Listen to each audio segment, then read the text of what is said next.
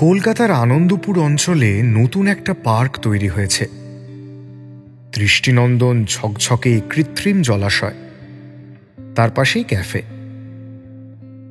পার্কের মাঝে ছোট ফোয়ারা, আর পার্কের পাশেই রয়েছে বিশাল বড় এক পুকুর। লোকেরা বলে আগে এই জায়গাটা জঙ্গল আগাছাতে ভর্তি ছিল,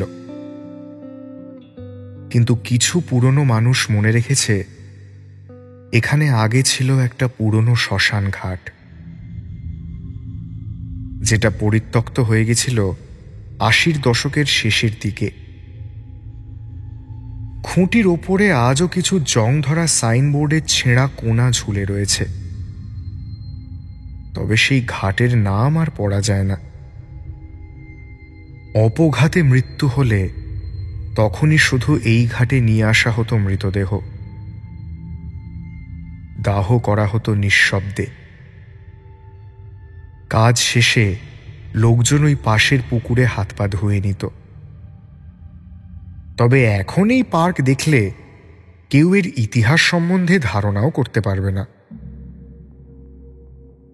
এই গল্পের শুরু ঠিক তখন, যখন এই পার্কটা উদ্বোধনের ৩ মাস পর একের পর এক লোকজন পার্ক থেকে নিখোঁজ হতে শুরু করল।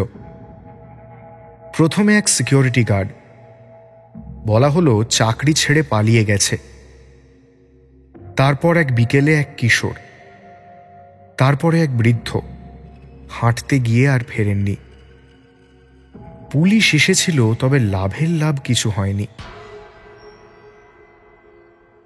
সায়ন্তন, এক মধ্যবয়স্ক স্কুল শিক্ষক, পার্কের পাশেই একটা দোতলা বাড়িতে থাকে। খুব শান্তশিষ্ট জীবন। প্রতিদিন বিকেলে হাঁটতে যায় ওই পার্কে। সে এই আকস্মিক নিরুদ্দেশের ঘটনাগুলো শুনেছে, তবে এর পেছনের সঠিক কারণটা অধরাই থেকে গেছে। একদিন সন্ধে ৬টায় সায়ন্তন পার্কে গিয়ে দেখল মানুষজনের ভিড় কমে এসেছে। চারপাশ গুমোট হয়ে রয়েছে। পাখি নেই, বাতাস নেই, শুধু অদ্ভুত একটা গন্ধ, ভেজা ধূপের মতো, সঙ্গে কিছু পচে যাওয়া ইঁদুর বা পোকা মরার গন্ধ।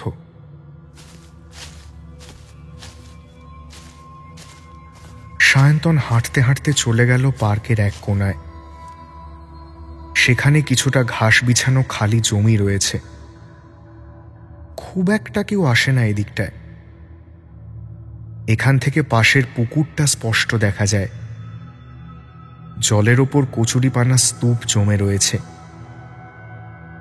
পার্ক থেকে নিরুদ্দেশ হয়ে যাওয়ার ঘটনাগুলোর পরে বাড়ির বাচ্চাদের আনাগোনা কমে গেছে এখানে। সায়ন্তন আগেও লক্ষ্য করেছে পার্কের এই দিকটায় মাটির উপর ঘাস জমি মসৃণ নয়, উঁচু নিচু হয়ে রয়েছে বহু জায়গায়। সেখানে একটা ছোট চওড়া গর্ত দেখে সায়ন্তন হাতের টর্চটা জ্বালালো। গর্তের মুখ অপরিষ্কারভাবে চাপা দেওয়া হয়েছে ঘাস দিয়ে। পার্কের দূরে রাস্তার আলো ততক্ষণে জ্বলে উঠেছে। পার্কের মাঝে এরকম ঘাস দিয়ে ঢাকা দেওয়া গর্ত দেখে সায়ন্তন বেশ অবাক হল। ও আরেকটু সামনে এগিয়ে দেখতে যেতে হঠাৎ মাটির ভেতর থেকে উঠে এলো একটা চাপা গোঙানির স্বর।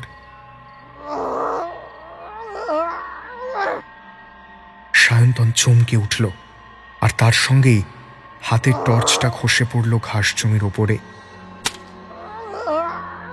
আর সেই সঙ্গে ঠান্ডা শীতল হাওয়ার ঝাপটা ছুঁয়ে গেল ওর শরীর। সায়ন্তন টর্চটা মাটি থেকে কুড়িয়ে ওই গর্তের মুখে আলো ফেলাতে সেই গোঙানির শব্দ থেমে গেল। গর্তের মুখ থেকে আগাছা ঘাস সরাতে গর্তের মুখটা স্পষ্ট দেখা গেল। সায়ন্তন টর্চ জ্বালিয়ে নিচে তাকালো, কিন্তু আলো গর্তের নিচ অবধি পৌঁছচ্ছে না। সায়ন্তন খেয়াল করেনি আকাশে মেঘ জমেছে আর পার্ক একেবারে জনশূন্য। দূরে রাস্তার গাড়ির শব্দ ফিকে হয়ে এসেছে। সায়ন্তন গর্তের মুখ থেকে আলো সরাতেই আবার সেই গোঙানির শব্দ ভেসে এলো। সঙ্গে ভেসে এলো অতল অন্ধকার থেকে ভেসে আসা চাপা হিম শীতল কণ্ঠস্বর। এসেছিস, এসেছিস তুই। এখানে যারা আসে তাদের মৃত্যু অপঘাতে লেখা থাকে, আর একবার যে এই মৃত্যুলোকের দ্বার খুঁজে পেয়ে যায় তার তো আর ফেরা হয় না।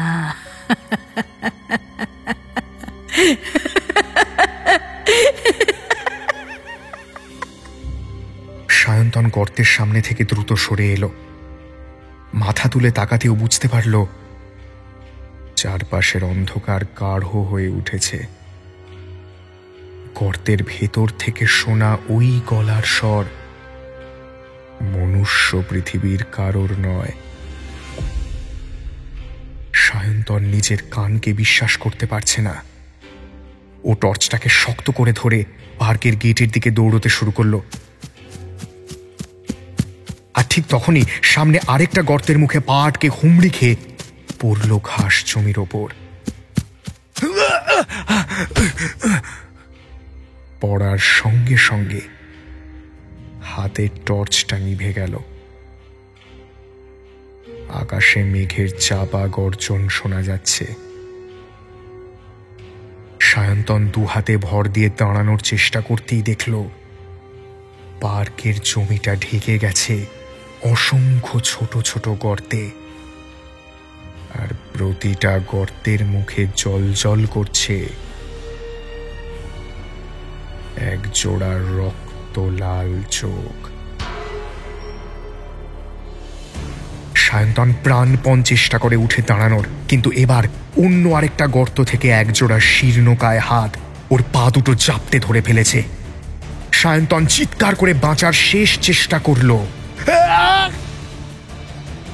কিন্তু বড্ড দেরি হয়ে গেছে।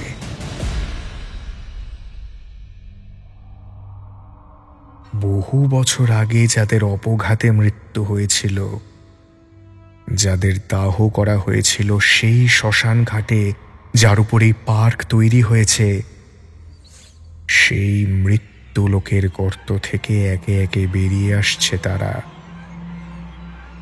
আশেপাশে কোনো মানুষের চিহ্ন নেই। ওরা সায়ন্তনের দেহটা ধীরে ধীরে গর্তের ভেতর টেনে নামিয়ে আনছে।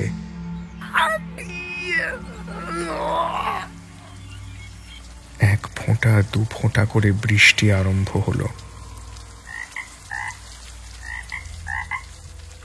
দূরে কোথাও একটা ব্যাঙ ডেকে উঠল। সায়ন্তনের গলা দিয়ে আওয়াজ বেরোচ্ছে না। লোক চক্ষুর আড়ালে ওর দেহটা মৃত্যুলোকের গর্তের অতলে হারিয়ে গেল।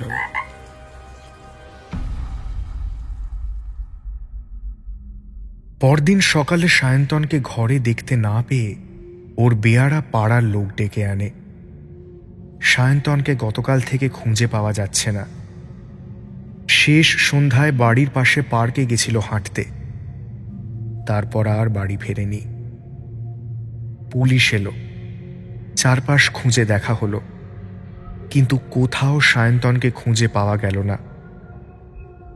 শুধু পার্কের এক কোণে বেশ কয়েকটা মাঝারি আকারের গর্ত দেখা গেল। সেই গর্তগুলো আগাছা আর বুনো ঘাস দিয়ে ঢাকা, আর তার ঠিক পাশেই পড়ে রয়েছে একটা 3 সেলের টর্চ।